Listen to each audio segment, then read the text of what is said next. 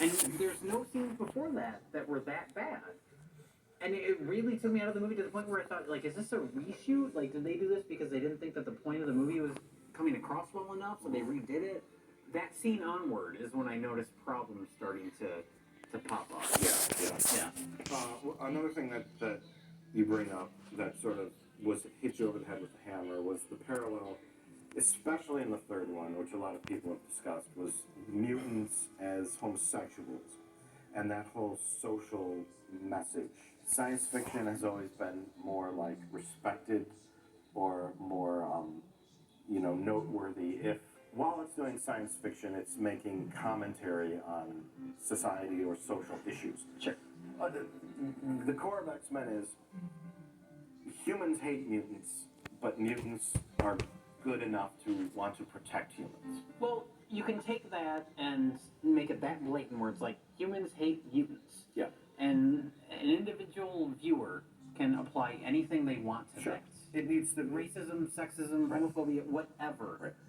It doesn't need to be so specific where you have characters saying, like, mutant pride. Right. And it makes it too obvious. The point of it is humans have the capacity to hate something that's different. Yes. It's all in the verbiage. Because Mystique says mutant pride. Pride is associated with gay. Power is associated with domination. White power, black power, Magneto is mutant power. Yes. He's the militant. You're being boring. And Xavier is more of mutant rights. And rights are kind of like more equality, civil rights, like the civil rights. I filmed you because you were hopping around acting like a lunatic. Rights, women's rights. I would have liked Now you're just looking at me for food. In there too. Do you know what I mean? Yeah. Another mutant already here. Why didn't you say it? Say what? Because you don't know.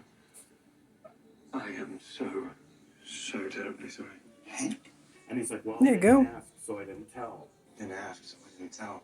It's like, ooh, that's like saying shock and awe.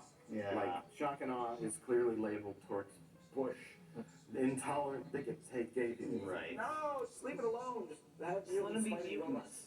No, I think the movie should exist on its own. And Yeah. Where'd he go? They're mutants. They're looked at as being weird and different beings.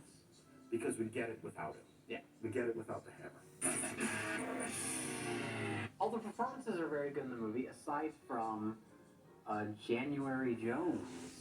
She delivers her lines like she has no idea what movie she's in. Yeah. We have a situation. They're recruiting. Or what being a human being is like. She's really bad. Yeah. And I haven't seen her in anything else, so I have no point of reference.